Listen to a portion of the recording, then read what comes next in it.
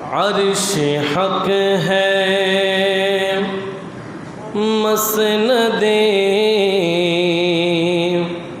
رفعت رسول اللہ کی، عرش حق ہے مسند رفعت رسول اللہ کی، دیکھنی ہے حشر میں، دیکھنی ہے حشر میں عزت رسول اللہ کی، دیکھنی ہے حشر میں عزت رسول کچھ آوازیں بولیں نا سبحان اللہ۔ قیامت المیدانی دیکھنی ہے حشر میں عزت رسول اللہ کی، আমাদের নবীর মাকামে রিসালাত শান ও আজমত কিয়ামতের কঠিন হাসরের ময়দানে রব্বুল আলামিনের পক্ষ থেকে নবী যেই চমৎকার মাকামের অধিকারী হবেন, ওই দিন কিয়ামতের ময়দানে নবীর আজমত দেখার মতো হবে। সেই নবীর উম্মত আমরা খুশি না বেজার? তাহলে একটু মোহাব্বত আন্তরিকতা নিয়ে দেখনি হ্যায় হাশর মে عزت رسول سورج الٹے پاؤں پلٹے چاند اشارے سے ہو چاک، سورج الٹے پاؤں پلٹے چاند اشارے سے ہو چاک، اندھے نجدی دیکھے لے قدرت رسول اللہ، اندھے نجدی دیکھے لے قدرت رسول، دیکھنی ہے حشر میں عزت رسول لا رب العرش جس کو جو ملا ان سے ملا، سبحان اللہ، لا عرش جس کو جو ملا ان سے ملا، بٹتی ہے کونینوں میں نعمت رسول اللہ، بٹتی ہے کونینوں میں نعمت رسول، دیکھنی ہے حشر میں عزت، دیکھنی ہے حشر میں عزت رسول وہ جہنم میں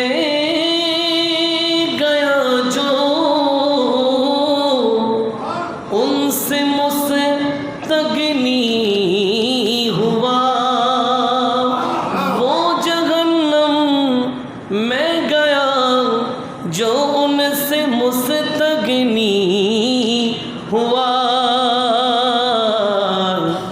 ہے خلیل اللہ کو حاجت رسول اللہ، ہے خلیل اللہ کو حاجت رسول اللہ،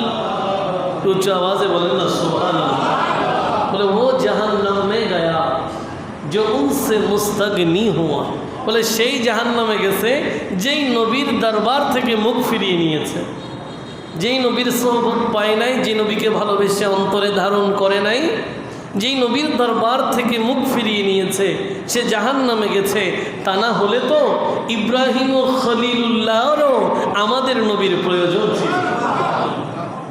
ছিল বলেই তো তিনি পারিশ্রমিকের বিনিময়ে আল্লাহর নবীকে চেয়েছেন যে আমাদেরকে কিছু না কিছু তো দেবেন। আমার কলিজার টুকরা সন্তান ইসমাঈল জবিহুল্লাহর নসলে আপনার শ্রেষ্ঠ নবীর আগমন চেয়ে নিন। এই জন্য আপনারা আশ্চর্য হবেন, ইসমাঈল জবিহুল্লাহর যেই সিলসিলা, এই দোয়ার পরে ওই সিলসিলায় শুধুমাত্র একমাত্র একটা নবীর আগমন হয়েছে, তিনি আমাদের নবী। নবীজি থেকে ইসমাঈল ও জবিহুল্লাহর মাঝখানে ফাসলায় আর কোনো নবী আগমন করে নাই। তো আলা হযরত বলছেন, वो जहन्नम में मैं गया जो उनसे मुस्तगनी हुआ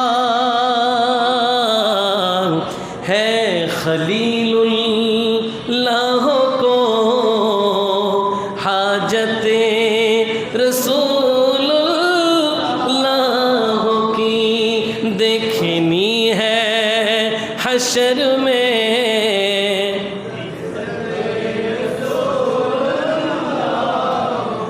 हम भिखारी वो करीम उनका खुदा उनसे खुजू। हम भिखारी वो करीम उनका खुदा उनसे खुजू। और नाम कहना नहीं आदत रसूलुल्लाह। उच्च आवाज़ बोलें ना सुबहान। বলে অরে না কেহনা নেহি আদত রসুল্লাহ। আমরা তো ভিখারি, আমার নবী করিম। উচ্চ আওয়াজ বলে আমরা ভিখারি, নবী আমার করিম। নবীর দরবারের মাকাম কি? বলে অরে না কেহনা নেহি আদত রসুল্লাহ কি। আমার হাবিব কোনোদিন কাউকে না বলে নাই, এটা নবীর আদতে নাই। এই জন্য মুসলিমরাও নবীর দরবার থেকে নেয়ামত পেয়েছেন, অমুসলিমরাও যার যা দরকার সবগুলো নবীর দরবার থেকে নিয়েছেন। और ना कहना नहीं आदत रसूलुल्लाह की देखनी है हशर में इज्जत रसूल। এবার আজকের আলোচনার সর্বশেষ কালাম, উনি অনেক বড় কালাম লিখেছেন, আমরা শুধু কয়েকটা পড়তেছি মাত্র। উনি লাস্টের লাইনটা নিজেকে উদ্দেশ্য করে লিখলেন যে ইমামে আলা হযরত নবীর প্রেমে এই কালাম লিখলেন। এবার তিনি নিজেকে বলছেন, এ রেজা খুদ সাগিবে কুরআনে মদ্দাগে হুজুর। এ রেজা খুদ সাগিবে কুরআনে মদ্দাগে तुझे से कब मुमकिन है फिर मिदहते रसूलुल्लाह। একটু আওয়াজে বলেন না নবীর প্রেমে যিনি গোটা জিন্দিগি লিখেছেন, ১৫০০ কিতাব যার লেখা আছে নবীর শান ও আজমতের উপরে, যিনি নবীর শান লিখতেন ডান হাতে, নবীর যারা বেয়াদব দুশ্মনে রসুল তাদের জবাব দিতেন বাম হাতে, সেই ইমামে আলা হযরত এই কালামের শেষে গিয়ে বলেন, এ রেজা খুদ সাহেবে কোরআন হে মাদ্দা হে হুজুর। বলে রেজা তুমি কি জানো স্বয়ং আল্লাহ নিজেই তো কোরআনে নবীর প্রশংসাকারী। বলে আল্লাহ নিজেই কোরআনে নবীর প্রশংসাকারী, তো তুঝসে কব মুমকিন হে ফির মিদহাত রসুল্লাহ কি। তোমার পক্ষে আর কেমনে সম্ভব ওই নবীর শান ও আজমত লিখা। আল্লাহ পাকের একটা কালাম তুললে গোটা জাহান মিলাতে পারবে। আল্লাহ বলেছেন ওরা ফানা লাকা যিকরা, সুবহানাল্লাহ। হাবিব আমি আপনার শান বুলন্দ করেছি, গোটা কায়নাত মিলিয়ে দিল এই কালামের এক ফোঁটা কেউ বলতে পারবে? আল্লাহ বলেছেন আসা ইয়াবআসা রাব্বুকা মাকামাম মাহমুদ। হাবিব অচিরেই আমি আপনাকে মাকামে মাহমুদ দান করব। আল্লাহ বলেছেন ওয়ালা সাওফা ইউতিকা রাব্বুকা ফাতারদা, আমি আপনাকে এত দিব আপনি খুশি হয়ে যাবেন। আল্লাহ বলেছেন ইন্না আতাইনাকাল কাউসার, হাবিব আমি আপনাকে কাউসারের মালিক বানিয়ে দিলাম। এত এত কথা আমার আল্লাহ বলেছেন। তো আলা হযরত বলছেন আমি লিখলো আর কি লিখবো? এ রেজা খুদ সাহিবে কুরআনে মদ্দাগে হুজুর तुझसे कब मुमकिन है फिर मिदहते रसूल देखनी है हशर में इज्जत रसूल अर्श हक है मसनदे रिफ़अत रसूल देखनी है देखनी है देखनी है हशर में इज्जत रसूलुल्लाह की। आवाज बोलें मरहबा, एबार बोली सुबहान अल्लाह, अल्हम्दुलिल्लाह, अल्लाहु अकबर, सुबहान अल्लाह, अल्हम्दुलिल्लाह, अल्लाहु अकबर, सुबहान अल्लाह, अल्हम्दुलिल्लाह, अल्लाहु अकबर। पवित्र जिलहज शरीफेर चतुर्थ जुमा तथा महान आल्लाहर हुकुमे 1447 हिजरी सनेर सर्वशेष जुमा ए मासेर बिदायी जुमा आमादेर माझे समागत। এটা রব্বুল আলমিনের কৃপা দয়া মায়া মেহেরবানি যে রব্বুল আলমিন গত জুমার পর থেকে আজকের এই জুমা পর্যন্ত আমাদের ভালো রাখলেন। তা না হলে এমন অনেকেই আছেন যারা গত জুমাই ছিলেন, আজকের এই জুমাই। আমরা যারা আজকের এই জুমাই আছি আগামী জুমাই থাকবো তার কোনো নিশ্চয়তা। এই জন্য সময় থাকতে সময়টাকে আল্লাহ এবং তার প্রিয় রসুলের প্রেমে আল্লাহ আমাদেরকে সাজানোর তৌফিক দান করুন। সবাই বলি আমিন। আর উচ্চ আওয়াজে বলি হিজরি সন আরবি নববর্ষ আমাদের একেবারেই সন্নিকটে। আমরা বাংলা নববর্ষে পহেলা বৈশাখ উদযাপন করি। ওখানে আমরা পান্তা ইলিশের একটা আলোচনা আছে। অনেকের টাকা পয়সা খরচ করে 800 টাকার মাছ 3000 টাকা দিয়ে ওই দিন কিনে খায়। উদ্দেশ্য একটাই, উদ্দেশ্য হলো বাংলা মাসের প্রথম তারিখ। একইভাবে ঈসাই সন, খ্রিস্টাব্দ সন, ইংরেজি সন 2026, পরবর্তীতে 27, এই ইংরেজি সনের প্রথম তারিখ 31 নাইট, ডিসেম্বরের শেষ দিন রাত 12টার পরে উদযাপন করার জন্য 31 নাইটে নানান প্রকারের আয়োজন হয়। বারবিকিউ গ্রিল চিকেনের আয়োজন হয়। অনেকে বিভিন্ন বিফ টিফ রান্না করে, বিরিয়ানি খায়। হ্যাঁ, অনেকে এর চেয়েও আরও নোংরাতে চলে যায়, আরও অপসংস্কৃতিতে অনেকে ঢেকে যায়, যারা গান বাজনায় সারা রাত মত্ত হয়। এই জন্য আপনি দেখবেন যে বাসায় বসে থাকলেও অনেক বোমার আওয়াজ আপনার শোনা যায়। বোম ফোটায় কেন? বলে 12টার পরেই তো 31 নাইট। আমি নিজেও সাক্ষী, যেহেতু 31 নাইটে সবাই তো আর অপসংস্কৃতি করে না। অনেকে এই দিনগুলোকে সংস্কৃতির ছোঁয়ায় চমৎকার জবাব দেওয়ার চেষ্টা করে। এই জন্য অনেকে মাহফিল করে 31 নাইটে। তো সেই হিসেবে আমার গত কয়েকটা বছর ধরে ধারাবাহিক এই রাতগুলোতে মাহফিল থাকে। গত বছর 31 নাইটে আমি যখন একটি মাহফিল থেকে আরেকটা মাহফিলে যাচ্ছিলাম, রেডিসন ব্লুর পাশ দিয়ে আসতেছি, ওটার পাশে আর ক্রস করা যাচ্ছে না, এত বেশি জ্যাম যে সবাই অপেক্ষা করতেছে কোন সময় ওখানে বোমা ফোটাবে।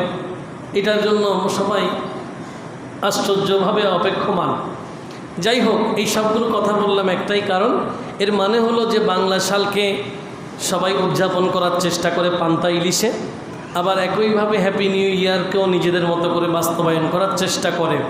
কিন্তু আফসোসের ব্যাপার হলো আমরা যে ইসলাম ধর্ম লালন করি, যেই চাঁদের উপরে আমাদের গোটা জিন্দেগি, আমাদের ঈমান, আমাদের ইসলাম নির্ভর করে, ওই চান্দ্র মাসের প্রথম যেই তারিখ ওটা নিয়ে আমরা একেবারেই বেখবর। ওই হিজরি নববর্ষ নিয়ে আমাদের তেমন কোনো ধারণাও নেই, আমরা কিছু জানিও না, আমাদের কোনো ইচ্ছাও নাই, আমরা এগুলো নিয়ে ভাবিও না। কি বলেন, ঠিক কিনা?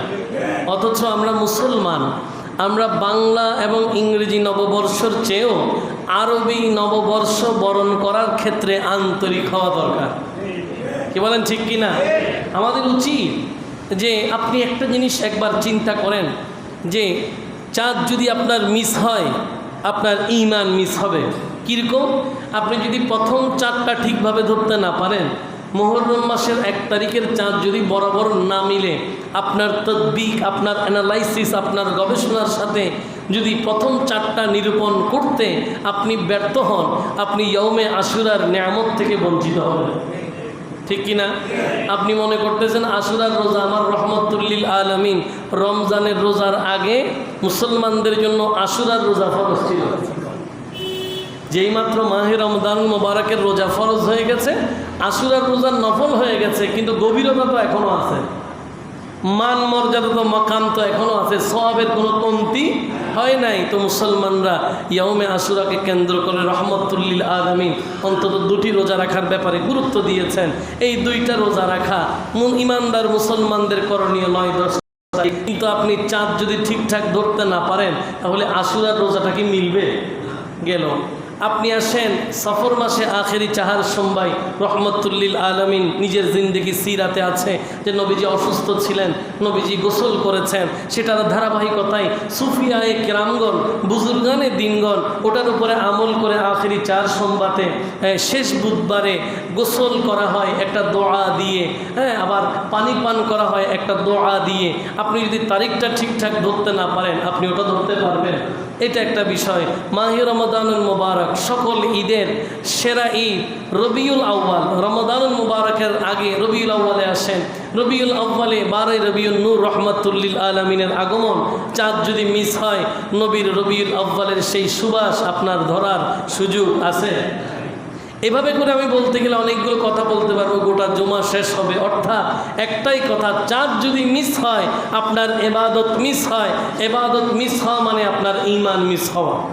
তাহলে মুসলমানরা বাংলা এবং ইংরেজি থেকেও আরও বেশি আন্তরিক হওয়া দরকার হিজরি নববর্ষ পালনে। সেটা যে কোনোভাবেই উদযাপন করতে পারেন, এবাদতের মাধ্যমে উদযাপন করেন। সন্তানদেরকে নিয়ে একটু বসে কোরআন ও হাদিসের 2-4টা কথা বলতে পারেন। আপনি তাদেরকে এ মাসে আহলে বাইত আতহারের ভালোবাসা, ইমামে হাসনাইনে কারিমাইনের ভালোবাসা সম্পর্কে বলতে পারেন। সাহাবায়ে কেরামের জীবনী দিয়ে হিজরি নববর্ষের 2-4 লাইন কথা বলতে পারেন। ফাতিহা নামাজের আয়োজন করতে পারেন। নামাজ রোজা আপনি আদায় করতে পারেন। আপনি আপনার মতো করে স্বাধীন, আপনি যে কোনোভাবেই এই আরবি নববর্ষ উদযাপন করতে পারেন। আগামী মঙ্গল অথবা বুধের দিকে আসমানের সাথে সম্পর্ক রাখবেন। কোন সময় মুহররমুল হারাম হিজরি 1448 প্রথম চাঁদ কখন উঠে সেটা খেয়াল রেখে নিজেকে ওইভাবে সাজিয়ে নেবেন। তবে হ্যাঁ, যারা সাংস্কৃতিক চিন্তাভাবনা করেন যে অন্যরা তো ইংরেজি নববর্ষে গান বাজনা করে, ডিসি হিলে বাংলা নববর্ষে এই বাংলা গান হয়, কিন্তু মুসলমানদের এরকম কিছু চমৎকার আয়োজন আছে। এরকম একটা চমৎকারের আয়োজনের দাওয়াত আমি এখনই দিয়ে রাখি। সেটা হচ্ছে আগামী বুধবার 17 জুন বিকাল 4টা থেকে আপনার চট্টগ্রামের সাংস্কৃতিক কেন্দ্র একেবারে শিল্পকলা একাডেমিতে হিজরি নববর্ষ উদযাপন মঞ্চের উদ্যোগে আজিমুশান চমৎকার একটা আয়োজন হবে, যেখানে হামদে বারি তালা থাকবে, নাতে মুস্তাফা থাকবে, সুফিয়া অনেক কালাম থাকবে, সেই সাথে ইসলামী নাটক উপস্থাপন হবে ওখানে। তা আপনারা চাইলে আপনাদের সন্তানদেরকে নিয়ে আগামী 17 জুন বিকাল 4টা থেকে শিল্পকলা একাডেমিতে আসতে পারেন, যে ইসলামের সংস্কৃতি কীরকম হতে পারে এটার একটা চমৎকার ধারণা আপনি ওখান থেকে পাবেন। আল্লাহ পাক এই জাতীয় আয়োজনগুলোতে আমাদেরকে সম্পৃক্ত হওয়ার তৌফিক দিক। সবাই বলি আমিন। আল্লাহুম্মা সাল্লি মাওলানা وعلى سيدنا।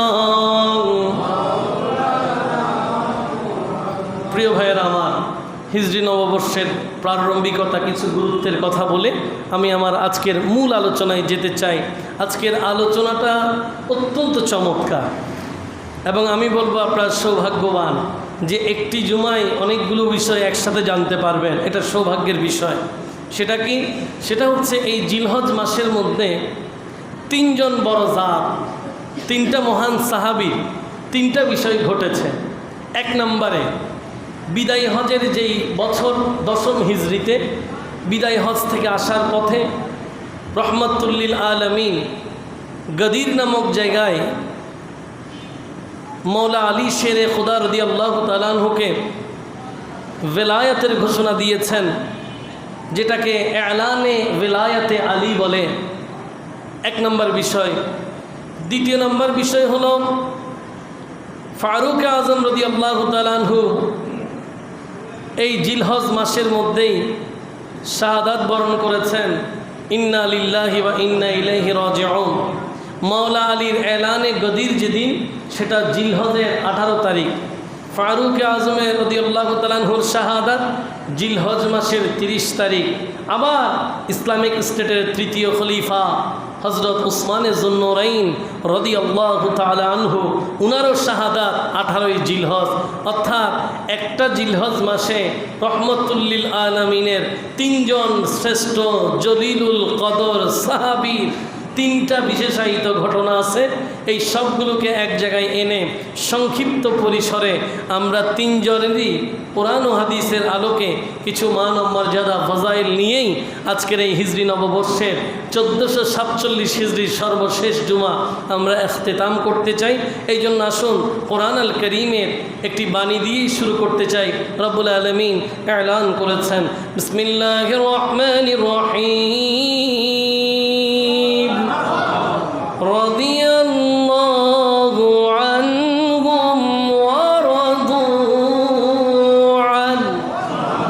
রব্বুল আলামিন হাকিমুল হাকিমিন পবিত্র কোরআন আল করিমের সূরা বাইয়িনাতের একেবারে শেষ আয়াত 8 নম্বর আয়াতের মধ্যে বিশাল এক আয়াত, ছোট্ট একটা অংশ আমি তিলাওয়াত করলাম। আল্লাহ বলেন, সাহাবী যারা নবীর প্রেমে ধন্য, যারা নবীকে পেয়ে ধন্য, যারা নবীর সোহবতে ধন্য, এমন সাহাবী যারা, তাদের মাকাম কি? আল্লাহ বলেন, রাদিয়াল্লাহু আনহুম ওয়া রাদু আন। সাহাবীদের মাকাম হলো এমন এক মাকাম, এরা নিজেরাই আল্লাহর প্রতি সন্তুষ্ট, আবার আল্লাহ এদের প্রতি সন্তুষ্ট। এক বাক্যে সাহাবায়ে কেরামের মাকাম হলো এরা ওই জাত যাদের উপরে আল্লাহ রাজি, যারা আল্লাহর উপরে রাজি। আল্লাহ কারো উপরে রাজি হওয়াটা তুলনামূলক স্বাভাবিক, কিন্তু বান্দা আল্লাহর উপরে রাজি হওয়া এটা কঠিন। সুবহানাল্লাহ পড়েন। বান্দা আল্লাহর উপরে রাজি হওয়া এটা কিন্তু কি কঠিন। আল্লাহ বলেন, সাহাবীরা ওই জাত যারা আমার উপরে খুশি আর আমি এদের উপরে খুশি। অর্থাৎ এটা এমন এক মাকাম, যেই মাকামকে ধারণ করা কিংবা আমাদের জন্য বরণ করা কঠিন। এক বাক্যে এই জন্য সাহাবায়ে কেরামদের শান ও আজমতে আমরা বলি রাদিয়াল্লাহু তাআলা। উচ্চ আওয়াজে বলেন সুবহানাল্লাহ। এবার আসেন সাহাবী কাকে বলে। অনেকগুলো ব্যাখ্যা আছে, যেহেতু সাহাবীর সংজ্ঞা দেওয়াই আমার মূল উদ্দেশ্য না, আমি একটু করে বলি। সাহাবী অর্থ হচ্ছে সঙ্গী সাথী। সুবহানাল্লাহ। সাহাবী অর্থ সঙ্গী সাথী। তো কার সঙ্গ পেয়ে তারা সঙ্গী? বলে রহমতুল্লিল আলামিনের সঙ্গ পেয়ে সঙ্গী।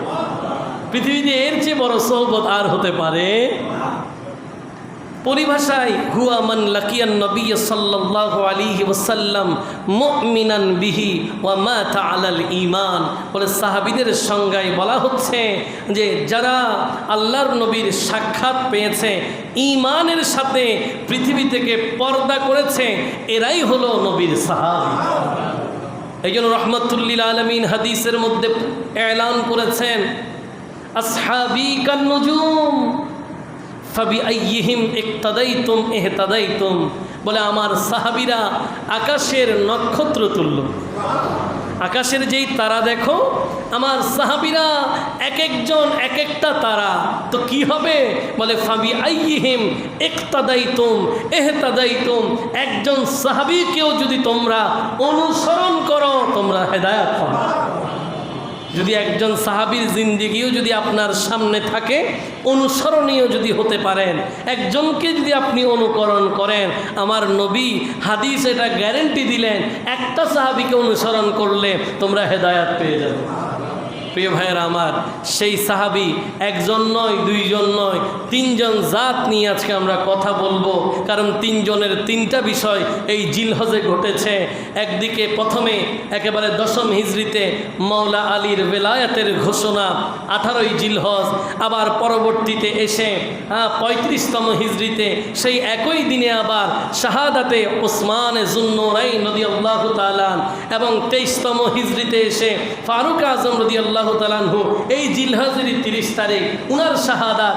তিনজনের বিষয় যেহেতু একটি মাসের মধ্যে আসছে, এটা আমাদের জন্য হক রাখে যে আমরা আলাদা আলাদা আলোচনা করি, কিন্তু সময় সব দিক থেকে খেয়াল করে সেটা আমাদেরকে সহযোগিতা করছে না বলে আমি সংক্ষিপ্ত আকারে তিনজনের তিনটা বিষয় নিয়ে আমরা এখানে কথা বলবো। আল্লাহ পাক আমাকে হাদিসের আলোকে নবীজির এই প্রিয় সাহাবীদের শান ও আজমত আপনাদের সামনে তুলে ধরা এবং সেই অনুসরণে নিজেদের জীবনকে সাজানোর আল্লাহ তৌফিক দান করুক। সবাই বলি আসুন আজকের এই আলোচনাকে ইস্তেকবাল করে আরও একটি বার দুরূদ শরীফ আল্লাহুম্মা সাল্লি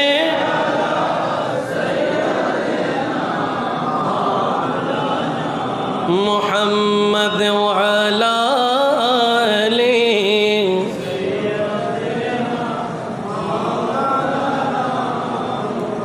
আসুন প্রথমে 1 নম্বর সিরিয়াল ওয়াইজ আসি। ফারুক আজম রাদিয়াল্লাহু তাআলা, এক বাক্যে তিনি কে, এটাই নিয়ে আমাদের আজকের আলোচনা। ফারুক আজম রাদিয়াল্লাহু তাআলা তিনি সেই জাত যার ব্যাপারে রহমতুল্লিল আলামিন নিজে বলেছেন যে আমার পরে যদি কেউ নবী হতো তাহলে ওমর আল ফারুক হতো। আরো জোরে বলেন সুবহান। বোঝা গেল যে তিনি কোন জাত, কোন মকাম, যার ব্যাপারে নবী বলেছেন ওমর শয়তান তোমাকে ভয় পায়, শয়তান তোমাকে ভয় পায়। শয়তান যদি কাউকে ভয় পায় তাহলে উনার কি আর ভুল করার সুযোগ আছে? সুবহানাল্লাহ পড়বেন না? বোঝা গেল শয়তান, আল্লাহ পাক যেই শয়তানের ব্যাপারে বলেছেন যে ইন্নাশ শায়তানা লাহু আদুউম মুবিন, শয়তান তোমাদের প্রকাশ্য শত্রু, সাবধান হয়ে যাও, তোমরা শয়তানের পদাঙ্ক অনুসরণ করো না। এভাবে রব্বে করিম যেখানে বান্দাকে সতর্ক করেছেন, ওই জায়গায় ফারুক আজম রাদিয়াল্লাহু তাআলা আনহুর আজমত দেখেন, ফারুক আজম রাদিয়াল্লাহু তাআলা আনহুর মাকাম দেখেন। স্বয়ং রহমতুল্লিল আলামিন বলে ও ওমর শয়তান তো তোমাকে ভয় করে। এবার আসেন তিনি কেমন মাকামের অধিকারী। রাসূল আকরাম সাল্লাল্লাহু আলাইহি ওয়াসাল্লামের সাহাবী হযরত আনাস ইবনে মালিক রাদিয়াল্লাহু তাআলা আনহু থেকে বর্ণনা, স্বয়ং ফারুক আজম রাদিয়াল্লাহু তাআলা আনহু নিজে বলতেছেন কি, বলে ওয়াফাকতু রাব্বি ফি সালাস, বলে ফারুক আজম রাদিয়াল্লাহু তাআলা আনহু বলেন 3টা জায়গা, 3টা মাকাম এমন আছে যেখানে আল্লাহ পাক আমার অভিমত, আমার মন্তব্য অনুসরণ করে কোরআন আল কারীমের আয়াত নাযিল করেছেন। অর্থাৎ আমি যেটা কমেন্টস করেছি, আমি যেটা চেয়েছি, আমার আল্লাহ সেটাই করেছেন। এই যেমন তিনি বললেন যে আমি রসুল আকরাম সাল্লাল্লাহু আলাইহি ওয়াসাল্লামকে বললাম যে ইয়া রাসূলুল্লাহ লাবিত্তাখাযনা মিন মাকামি ইব্রাহিমা মুসাল্লা। ফারুক আজম রাদিয়াল্লাহু তাআলা আনহু একদিন রহমতুল্লিল আলামিনকে বলছেন, হাবিব আমাদের জন্য মাকামে ইব্রাহিমের যেই অবস্থা, যেই জায়গা, আমরা কি এটাকে নামাজের জায়গা হিসেবে গ্রহণ করতে পারি না? জোরে বলেন সুবহান। এটা ওনার মনের আবেগ, এটা ওনার মনের চিন্তা, এটা ওনার ইশক, এটা ওনার ইসলাম প্রীতি, ইসলাম প্রেম। উনি নবীজিকে মনের আবেগটা বললেন, ইয়া রাসূলুল্লাহ লাউইত্তাখাযনা, আমরা কি গ্রহণ করতে পারি না মিম মাকামি ইব্রাহিমা মুসাল্লা, মাকামে ইব্রাহিমের এই জায়গাটাকে আমরা কি নামাজের জায়গা হিসেবে, মুসাল্লা হিসেবে, জাই নামাজ হিসেবে গ্রহণ করতে পারি না? তো জোরে বলেন সুবহানাল্লাহ। ফারুক আযম রাদিয়াল্লাহু তাআলা আনহু বলেন, এরপরে ফানাজালাত, আমার আল্লাহ পাক কোরআন আল করিমের সূরা বাকারার 125তম আয়াত নাজিল করলেন। বিসমিল্লাহির রহমানির রহিম, ওয়াত্তাখিযু মিন মাকামি ইব্রাহিম মুসাল্লা। রব্বুল আলামিন বলেন, হাবিব মাকামে ইব্রাহিমকে নামাজের জায়গা হিসেবে গ্রহণ করুন। ফারুক আযম রাদিয়াল্লাহু তাআলা আনহু বললেন, আমার আবেগ, আমার আল্লাহ সমর্থন দিয়ে কোরআন আল কারীমে আয়াত নাযিল করে দিলেন। এরপরে তিনি বললেন, ও আয়াতুল হিজাব, পর্দার আয়াত। ফারুক আযম রাদিয়াল্লাহু তাআলা আনহুর মতামতের উপরেই আমার আল্লাহ নাজিল করেছেন। যেমন তিনি বললেন, একদিন আমি রাসূল আকরামের দরবারে আসলাম, বললাম, ইয়া রাসূলুল্লাহ লাউ আমারতা নিসাআকা আইয়াহতাজিবনা, হাবিব আপনি আপনার স্ত্রীদেরকে পর্দার ব্যাপারে আদেশ দেন। হুজুর বলেন সুবহান।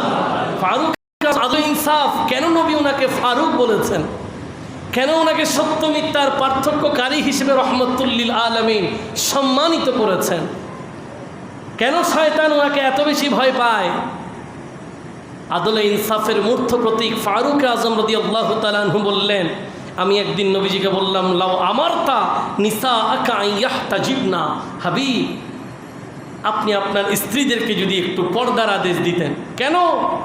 ফাইন্নাহু ইউকাল্লিমুহুন্নাল বার ওয়াল ফাজির, বলে আপনার স্ত্রীদের কাছে সৎ অসৎ অনেক ব্যক্তিরাই দেখা করতে আসে, এই জন্য এদের পর্দা করার দরকার আছে। জোরে বলেন সুবহানাল্লাহ।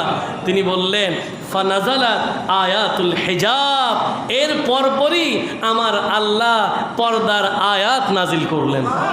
আজকের দিন পর্যন্ত দেখেন, মহিলারা, মা বোনরা যদি পর্দা করে, পর্দাকে যদি নিজের জীবনে লালন করতে পারে, সর্বমহলে ওই মহিলা দামি। সুবহানাল্লাহ পড়ে। আপনি একটু খেয়াল করেন, যেই মহিলা উলঙ্গ চলে, বেপর্দা চলে, সামাজিকভাবে তার কোনো স্ট্যাটাস নাই, সামনে যত মানুষ বাহবা করুক, পিছনে বলে যে কোনো বেল নাই, দাম নাই, গুরুত্ব নাই। কেন? হাটে বাজারে, বাসায়, আত্মীয় স্বজনের ঘরে, সব জায়গায় বেপর্দা। কিন্তু যিনি পর্দা করেন, ওনার সাথে মানুষ কথা বলতে হিসেব করে। তো সুবহানাল্লাহ বলেন। কেন? যিনি পর্দা করেন উনি বেফাস কথা বলবেন না, যিনি পর্দা করেন উনি অযাচিত কথা বলেন না, যিনি পর্দা করেন ওনাকে গায়ে হলুদে অ্যাভেলেবেল আপনি পাবেন না। কি বলেন? পাবেন? সুযোগ নাই। যিনি বাস্তবিক পক্ষে নিজের জীবনে পর্দাটাকে লালন করেছে, উনি সর্বমহলে দামি, এবং জীবনের সর্বোচ্চ কঠিন জায়গাগুলোতে মানুষ তাদের থেকে পরামর্শ নেয়। কিরকম? যেমন একজন মহিলা সাকারাতের বিছানায় আছে, এরকম পর্দা মহিলা যেগুলো আছে, এদেরকে তখন বাকি মহিলা রিকোয়েস্ট করে, আপনারা একটু একটু পানি খাওয়ান না। সুবহানাল্লাহ পড়ে। আপনি একটু কি খাওয়ান? কেন? এদের মন বলে যে আমাদের চেয়ে তুলনামূলক উনি ফরেজগার। এটা ওরা নিজেদের মধ্যে অ্যানালাইসিস করে। অর্থাৎ পর্দার মাধ্যমে একজন নারী নিজের জীবনে সর্বোচ্চ মাকামে আসীন হতে পারে। এই জন্য আপনারা জানেন না, মা ফাতিমাতি জাহরা রাদিয়াল্লাহু তাআলা আনহা কোন জাত, কোন মকাম, জীবনে সর্বোচ্চ দারিদ্রতায়, সর্বোচ্চ গরিবী হালতে মা ফাতিমাতি জাহরা রাদিয়াল্লাহু তাআলা আনহা, যিনি সাইয়্যিদাতু নিসাই আনিল আলামিন, জান্নাতের সকল নারীদের যিনি সরদারেনি, উনার মকাম কি পর্দার মকাম। দুনিয়াতে উনি এমনভাবে পর্দাকে লালন করেছেন, কাল কিয়ামতের ময়দানে মা ফাতেমাতুজ জাহরা রাদিয়াল্লাহু তাআলা আনহা যখন ময়দানে মাহশারে আগমন করবেন, কিতাবের মধ্যে ইরশাদ হচ্ছে সামনে 70,000 পিছনে 70,000 ফেরেশতারা এসকর্ট দিয়ে মা ফাতেমাতুজ জাহরাকে হাসরের ময়দানে নিয়ে আসবেন। আর গায়েব থেকে আওয়াজ হবে, উগদু, তোমরা সবাই নিজেদের চোখকে নিচে করো, আমার মা ফাতেমা হাসরের ময়দানে তশরিফ আনতেছে। এই হলো পর্দার মাকাম। এই পর্দার যাত্রা শুরু ফারুক আজমের মাধ্যমে। উনি আমন্ত্রণ জানালেন রহমতুল লিল আলামিনের দরবারে যে আপনার স্ত্রীরা তো ইমানদারদের মা, এদেরকে আপনি পর্দা করার জন্য আদেশ দেন, কারণ অনেক ব্যক্তিরাই এদের সাক্ষাতে আসে, এদের পর্দা করা উচিত। ফানাজালাত আয়াতুল হিজাব, এর পরপরই আল্লাহ পাক পর্দার আয়াত নাজিল করলেন। এটা দ্বিতীয় মাকাম। তৃতীয় মাকামের মধ্যে ওয়াজতামা নিসাউন নবী সাল্লাল্লাহু আলাইহি ওয়াসাল্লাম ফিল গায়রাতি আলাই। একবার ফারুক আজম রাদিয়াল্লাহু তাআলা নবীর দরবারে উনি ছিলেন। হঠাৎ করে নবীজির সব স্ত্রীরা একজোট হয়ে একটু রাগ করে নবীর দরবারে আসলেন। বলেন, স্বামী স্ত্রী একটু রাগ হইতে পারে না? রাগ করলে ভালোবাসা বাড়ে, কোনো অসুবিধা নাই, একটু রাগারাগি থাকতেই পারে, তবে রাগারাগি শেষ কথা নয়, এটা একটা আন্তরিকতার প্রতিচ্ছবি, তবে সেটা যেন অতিরিক্ত না হয়। আল্লাহ হেফাজত করুক, সবাই বলি। আচ্ছা আসেন, ফারুক আজম রাদিয়াল্লাহু তাআলা আনহু বলছেন যে রহমতুল লিল আলামিনের স্ত্রীগণ একবার ওনার দরবারে আসলেন, অনেকটা অভিমান করে ওনার দরবারে আসলেন। যখন তারা অভিমান করে আসছেন, ফারুক আজম রাদিয়াল্লাহু তাআলা আনহু তাদেরকে বললেন, ফাকুলতু লাহুন্না, আমি তাদেরকে বললাম, আসা রাব্বুহু ইয়াতাল্লাকাকুন্না আন ইউবাদদিলাহু আযওয়াজা খায়রাম মিনকুন্না। সূরা তাহরীমের যে আয়াত 5 নম্বর আয়াত, এটা তিনি বলেছেন যে তোমরা যে আমার নবীর দরবারে অভিমান করে এসেছো, তোমরা কি এটা জানো যে আমার নবী যদি তোমাদেরকে তালাক দেয়, নিঃসন্দেহে তোমাদের যে উত্তম কাউকে আমার আল্লাহ নবীকে দেবে। তখনই তালাকের আয়াত নাজিল হলো। তিনি হচ্ছেন ফারুক আজম রাদিয়াল্লাহু তাআলা। আর অনেক বর্ণনা আছে, আমি শুধু একটা হাদিস তুলে ধরলাম। কে ফারুক আজম রাদিয়াল্লাহু তাআলা? যিনি নিজে বললেন যে 3টা জায়গা এমন আছে যেখানে আমার কমেন্টসের বেসিসে আমার আল্লাহ কোরআন আল কারীমের আয়াত নাজিল করেছেন। কেমন মাকাম! উনার কথা আমি একটু পরেই শেষ করতে যাচ্ছি, যেহেতু সময় একেবারে কম, কষ্ট হয়। ফারুক আজম রাদিয়াল্লাহু তাআলা আনহুর মাকাম এটা বলেই শেষ করব। যে হাদিসটা বুখারী শরীফে আছে, মুসলিম শরীফে আছে, রহমতুল লিল আলামিনের প্রিয় সাহাবী হযরত আবু হুরায়রা রাদিয়াল্লাহু তাআলা আনহু তিনি বর্ণনা করছেন, বাইনা নাহনু ইনদা রাসূলিল্লাহি সাল্লাল্লাহু আলাইহি ওয়াসাল্লাম ইয ক্বাল, আমরা একদিন নবীজির দরবারে হঠাৎ করে নবীজি বললেন যে বাইনা আনা নাইমুন রাআইতুনি ফিল জান্নাহ।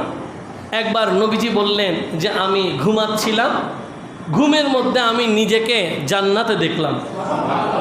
নবীজি বললেন আমি ঘুমন্ত ছিলাম, ঘুমের মধ্যে আমি নিজেকে জান্নাতে দেখলাম, নিজেকে আমি জান্নাতেই পেলাম। ফাইদা ইমরাআতুন তাতাওয়াদ্দাউ ইলা জানিবি কাসরিন, আমি দেখলাম যে জান্নাতের মধ্যে একজন মহিলা একটা বিশাল প্রাসাদের সামনে ওযু করতেছে। জোরে বলেন সুবহানাল্লাহ।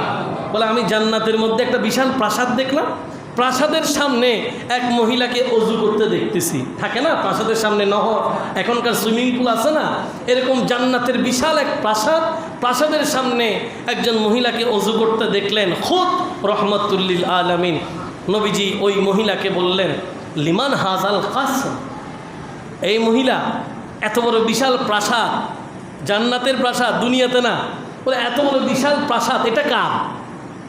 ওই মহিলা বলেন, ক্বালু লি ওমর, এটা হচ্ছে ফারুক আজম ওমর আল ফারুকের প্রাসাদ। রাহমাতুল লিল আলামিন বলেন, ফাযাকারতু গায়রাতাহু ফাওয়াল্লাইতু মুদবিরা। আমি এই কথা শুনে বুঝতে পারলাম আমার প্রিয় সাহাবী ফারুক আজমের কত বড় মহান মর্যাদা। এটা শুনে আমি ওখান থেকে যখন ফিরে আসলাম, এই ঘটনা নবী যখন ফারুক আজমকে বলতে লাগলেন, ফাবাকা উমর, সাথে সাথে ফারুক আজম রাদিয়াল্লাহু তাআলা আনহু চোখের পানি ছেড়ে দিলেন আর নবীকে বলেন, আলাইকা আগারু ইয়া রাসূলুল্লাহ, নবী আমার যতই মাকাম হোক, আমার যতই বুজুর্গি হোক, আমি কি আপনার সামনে বুজুর্গি দেখাবো? তো জোরে বলেন না সুবহানাল্লাহ। হাবিব আপনার সামনে আমি কি? আপনার সামনে আমার যতই মাকাম হোক, আমি কি আগার, আমি কি আপনার সামনে কি? জোরে বলেন সুবহানাল্লাহ। এটা সাহাবায়ে কেরামের মাকাম। আজকের আলেম সমাজকে দেখেন, আল্লাহর নবীর শান ও আজমতে বেয়াদবি করতে চেহারার দিকে তাকায় না। কি বলেন? চেহারার দিকে তাকায় না, নিজের যা ইচ্ছা, নিজের মিশন, নিজের আকীদাকে বাস্তবায়ন করার জন্য, নিজের দলের প্রোটোকলকে মানুষের সামনে, নিজের মিশনটাকে ডেভেলপ করার জন্য নিজের ইচ্ছা মতো বলে চলে যাচ্ছে। এমনকি রহমতুল্লিল আলামিনের আজমতের উপরে ছুরি চালিয়ে দিচ্ছে। কিন্তু ওই জায়গায় ফারুক আজমকে দেখেন, ফারুক আজম রাদিয়াল্লাহু তাআলা আনহুর মাকাম খুদ নবী বয়ান করলেন। তিনি নবীকে বললেন, ইয়া রাসূলুল্লাহ, আমি কি আপনার সামনে? একই ঘটনা সিদ্দিক আকবর রাদিয়াল্লাহু তাআলা আনহুর জীবনীতে কিছুদিন আগেও বলেছিলাম আপনাদেরকে। এগুলো সবগুলো সিহা সিত্তার হাদিস, বুখারী, মুসলিম, তিরমিজি, নাসাই, ইবনে মাজাহ, আবু দাউদ শরীফ, এই 6টার বাইরে কোনো কথা নাই। এগুলো নিয়েই কথা হয়, এর বাইরে বললে তো মানুষ লোড নিতে পারবে না। সুবহানাল্লাহ পড়েন। আমরা সেই জাতে আছি। এই জন্য আমি একটু আগে আজকে যে নাটটা পড়লাম, ওখানে আল্লাহর নবীর মকাম নিয়ে খোদ আলা হযরত বলছেন, এ রেজাং खुद साहिबे कुरआगे मद्दागे हुजूर, तुझसे कब मुमकिन है फिर मिदहते रसूलुल्लाह हो के सलातुन या रसूलल्लाह।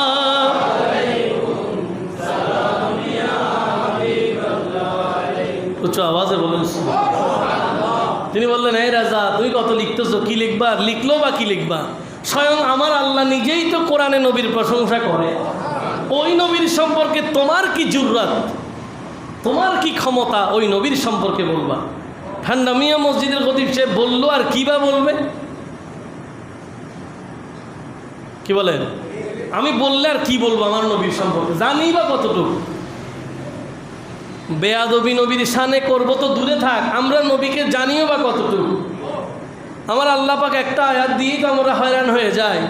আল্লাহ বলে, ওয়ালা সাউফা ইউতিকা রাব্বুকা ফাতারদা, হাবিব আমি আপনাকে এমন দেব আপনি খুশি হয়ে যাবেন। এটা দিয়েই তো আমরা শেষ। আল্লাহ গোটা কায়নাত আপনার জন্য দিওয়ানা, গোটা কায়নাত আপনার জন্য পাগল, যে যাই করে আপনার জন্য করে।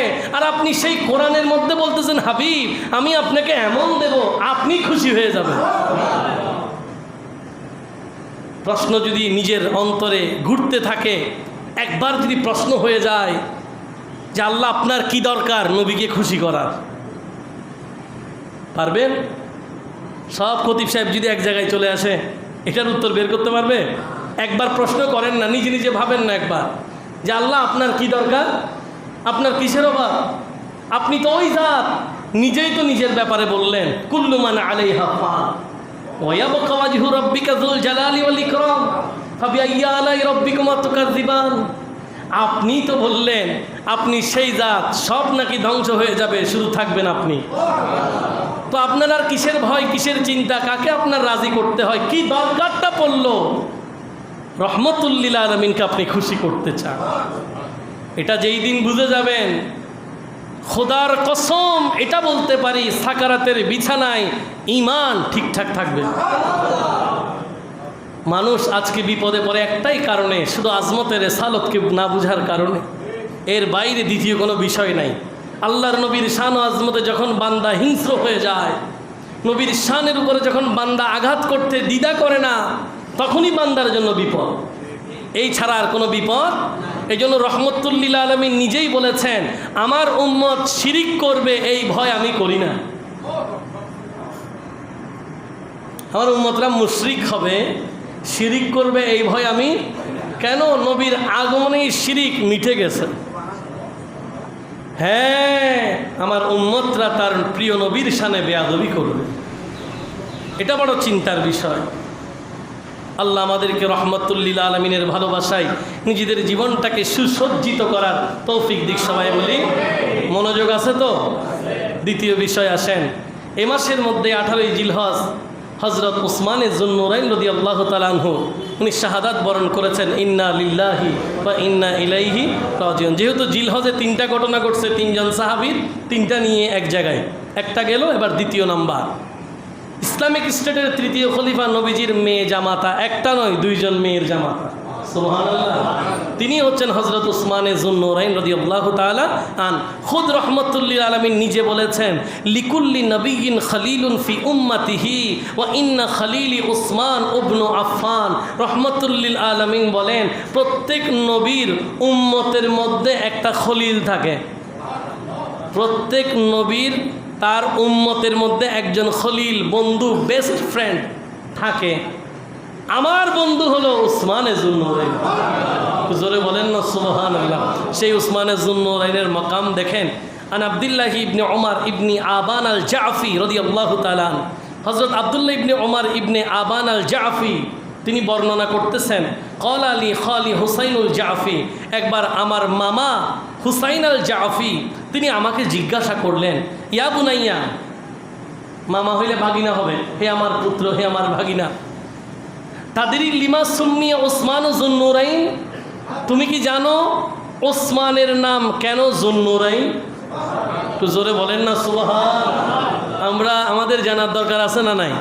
তো মামা ভাগ্নেকে জিজ্ঞেস করতেছে, ইসলামিক স্টেটের 3য় খলিফা, যুগের শ্রেষ্ঠ আদল ইনসাফ, জামিউল কোরআন হজরত উসমানের চমৎকার উপাধি যুন্নুরাইন কেন, তুমি কি জানো? ভাগ্নে বললেন, লা আদরি, আমি জানি না। মামা বলেন, লাম ইয়াজমাইল্লাহু বাইনা ইবনাতা নাবিয়্যিন মুনযু খালাকাল্লাহু আদামা ইল্লা ইলা আও তাকুমা সাআতু লিগাইরি উসমান ইবনে আফফান ফালিযালিকা সুম্মিয়া যুন্নুরাইন। ভাগ্নেকে প্রশ্ন করলেন, জানো কি উসমান রাদিয়াল্লাহু তাআলা আনহুর নাম যুন্নুরাইন কেন? 2টা নূরের অধিকারী কেন, জানো কি? ভাগ্নে বললেন, জানি না। তখন মামা বলেন, মামাকে হযরত আব্দুল্লাহ ইবনে ওমর ইবনে আবান আল জাফির মামা হলেন হুসাইন আল জাফি।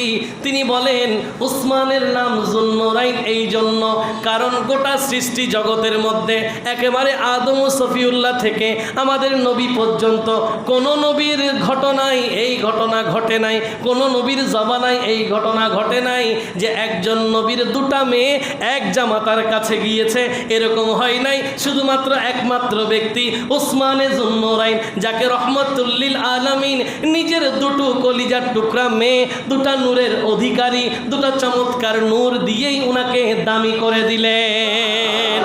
এই জন্য উনার নাম যুন্নুরাইন। নবীর 2টো মেয়েকে বিবাহ করার কারণে উনি 2 নূরের অধিকারী।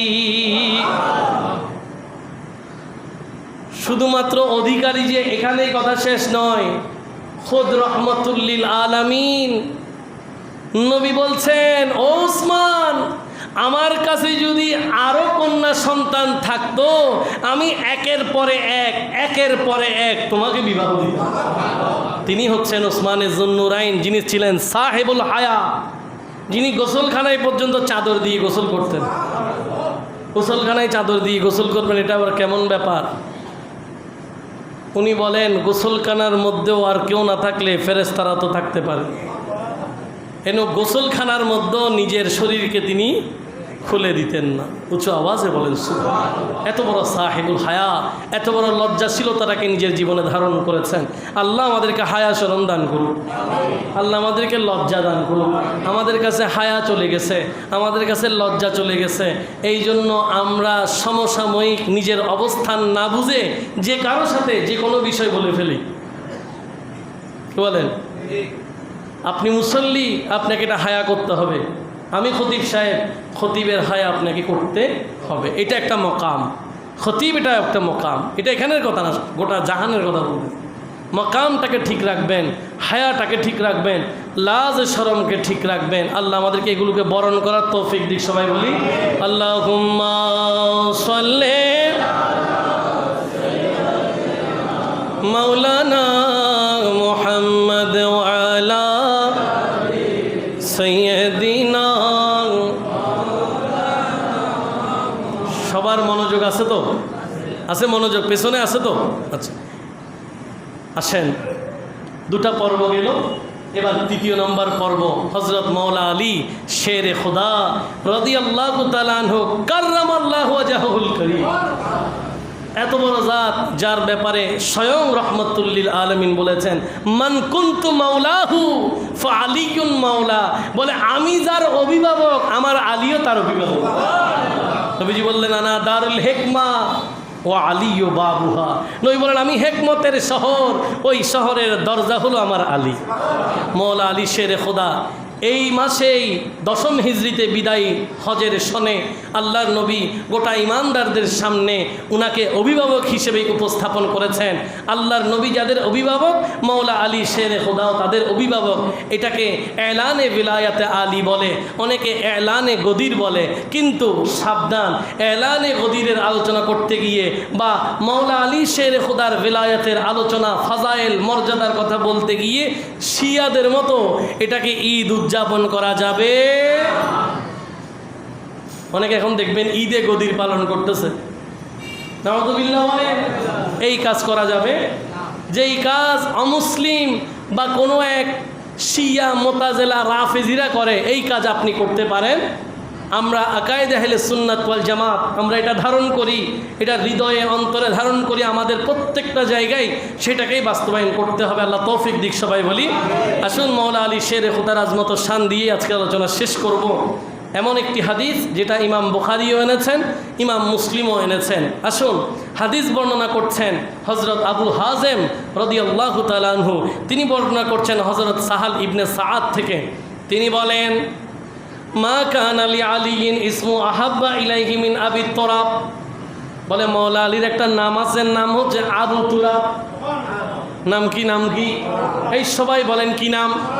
আবু তুরাব। মওলা আলীর অনেকগুলো নাম, আসাদুল্লাহ একটা নাম, শেরে খোদা একটা নাম, অনেকগুলো নামের মধ্যে এটাও একটা নাম আবু তুরাব। কিন্তু সাহাবী বলেন মওলা আলীর কাছে সবচেয়ে প্রিয় নাম হলো আবু তুরাব। আবু তুরাব মানে মাটিওয়ালা, আবু তুরাব মানে মাটির বাবা, রূপক অর্থে মাটিওয়ালা, এটা ওনার বেশি পছন্দ। তো এখন হযরত আবু হাজেম এবং সাহাল ইবনে সাআদ নিজেদের মধ্যে কথোপকথন করছেন।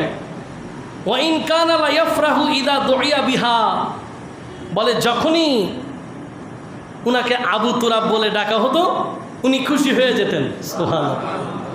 তো এবার জিজ্ঞেস করলেন আখবিরনা আন কিসসাতিহি, আমাকে সেই ঘটনা একটু বলেন। আবু হাজেম সাহাল ইবনে সাআদ রাদিয়াল্লাহু তাআলা আনহুকে বলছেন যে আমাকে সেই ঘটনাটা একটু বলেন, যেই ঘটনা থেকে উনার নাম আবু তুরাব হয়েছে, যেই ঘটনা থেকে উনার নাম মাটিওয়ালা হয়েছে, কেন উনি এত খুশি হয়, ঘটনা কি? প্রশ্ন যখন করলেন লিমা সুম্মিয়া বা তুরাব, কেন উনাকে এই নামে ডাকা হয়, তখন তিনি ঘটনা বলতে লাগলেন। একদিন আল্লাহর নবী রহমাতুল লিল আলামিন মা ফাতিমাতি জাহরার ঘরে গেলেন। ওখানে গিয়ে ফালাম ইয়াজিদ আলিয়ান ফিল বাইত, ওখানে গিয়ে তিনি মাওলা আলীকে পেলেন না, খুঁজে পেলেন না। মেয়েকে জিজ্ঞেস করলেন আমার আলী কোথায়? তখন তিনি বললেন কানা বাইনি ওয়া বাইনাহু শাইউন, বলে আমার এবং মাওলা আলীর মধ্যে কিছু একটা কথা নিয়ে ছোট্ট একটু তর্ক হয়ে গেছে। কোনো একটা বিষয় নিয়ে কী হয়ে গেছে? একটু তর্ক হয়ে গেছে, একটু কথাবার্তা একটু এদিক ওদিক হয়ে গেছে। তো কি হয়েছে? ফাগাদাবানি ফাখরাজা ফালাম ইয়াকিল ইনদি, বলে তিনি এই জন্য রাগ করে ঘর থেকে চলে গেছেন, দুপুরের কাইলুলাও করেন নাই। দুপুরে একটু খাওয়ার পর একটু বিশ্রাম যেটা করে এটাকে কাইলুলা বলে, নবীজির সুন্নাত। খেয়ে একটু শুয়ে আবার উঠে যেতেন। তো মাওলা আলী তো রাগ করেছেন, মা ফাতিমাতি জাহরার সাথে একটু কথাবার্তা এদিক ওদিক হয়ে গেছে। নবীজিকে বলতেছেন, উনি বের হয়েছেন বাসায়, কাইলুলাও করেন নাই। রহমাতুল লিল আলামিন বুঝে গেছেন স্বামী স্ত্রীর মধ্যে একটু কথা এদিক ওদিক হয়ে গেছে। নবীজি একজনকে বললেন, উনজুর আইনা হুয়া, একটু খুঁজে দেখো আমার আলী কোথায়, একটু খুঁজে দেখো আমার আলী কোথায় গেছে। ফাজা ফাকাল ইয়া রাসূলুল্লাহ হুয়া ফিল মসজিদি রাকিদুন, একজন এসে খবর দিলেন নবী সেই মসজিদের মধ্যে শোয়া অবস্থায় আছেন। ফাজাহু রাসূলুল্লাহ সাল্লাল্লাহু আলাইহি ওয়াসাল্লাম ওয়া হুয়া মুদতাজিউন কদ সাকাতা রিদাহু আন শিক্কি ফাসাবাহু তুরাব। নবীজি সাথে সাথে মসজিদে গেলেন মাওলা আলীকে দেখার জন্য। যখন তিনি দেখতে গেলেন, দেখলেন মাওলা আলী চাদর মুড়িয়ে এমনভাবে শুয়ে আছেন, চাদর শরীর থেকে একটু সরে গেছে, মাওলা আলীর গায়ে একটু মাটি লেগে গেছে। এই যখন অবস্থা আমার নবী দেখলেন, কোন মাওলা আলীর মা আজমত শানের কথা বলতেছিলাম, রহমতুল্লিল আলামিন, যিনি সাহেবে কাউসার, যিনি সাহেবে মেহরাজ, যিনি সাহেবে মাকামে মাহমুদ, ওই নবী কি করলেন, ফাজআলা রাসূলুল্লাহি সাল্লাল্লাহু আলাইহি ওয়াসাল্লাম ইয়ামসাহুহু আনহু, আল্লাহর নবীর সাথে সাথে মাওলা আলীর শরীরে লেগে থাকা ওই মাটিগুলো মুছতে মুছতে তাকে বললেন, কুম আবাত তুরাব, ও মাটিওয়ালা একটু দাঁড়িয়ে যা। কুম আবাত তুরাব, ও মাটিওয়ালা দাঁড়িয়ে যাও, জাগ্রত হয়ে যাও, উঠে যাও। সেখান থেকে ওনার নাম মাটিওয়ালা। উনি এই নাম বেশি পছন্দ করেছেন। প্রিয় ভাইয়েরা আমার, রহমতুল্লিল আলামিন মাওলা আলীর গায়ে লেগে থাকা ওই মাটিগুলোকে ঝাড়তে ঝাড়তে এই নামটা দিলেন, একটু আন্তরিকতা ভালোবাসা হেসে হেসে, যে কুম আবাত তুরাব, এই মাটিওয়ালা উঠে যাও। এই ছিল মাওলা আলীর মাকাম। কথা বলতে গেলে একজন সাহাবীর জিন্দেগি নিয়ে বছরকে বছর চলে যাবে, আলোচনা শেষ হবে না। আজকে আমাদের 1447 হিজরির সর্বশেষ জুমায় সাহাবায়ে কেরামের আজমত শান নিয়ে আমরা কথা বললাম। 3 জন সাহাবীর কিছু ফাজাইল নিয়ে কথা বলেছি। এগুলো আমরা অন্তরে লালন করে সাহাবীদেরকে ভালোবেসে তাদের অনুকরণে আমাদের জীবনকে সাজানোর আল্লাহ তৌফিক দান করুক। সবাই বলে আমিন। একটি দাওয়াত দিয়ে আলোচনা শেষ করতে চাই। শাহাদাতে কারবালা মাহফিল পরিচালনা পর্ষদ আহলে বাইত রাসূল সাল্লাল্লাহু আলাইহি ওয়াসাল্লামের স্মরণে 10 দিনব্যাপী 41তম আন্তর্জাতিক শাহাদাতে কারবালা মাহফিল 2026 আগামী 17ই জুন বুধবার থেকে প্রত্যহ বাদে আসর জমিয়তুল ফালা জাতীয় মসজিদ ময়দানে অনুষ্ঠিত হতে যাচ্ছে। 10 দিনব্যাপী আজিমুশান এই মাহফিলে প্রত্যেক দিনের জন্যই আপনাদেরকে দাওয়াত দিলাম।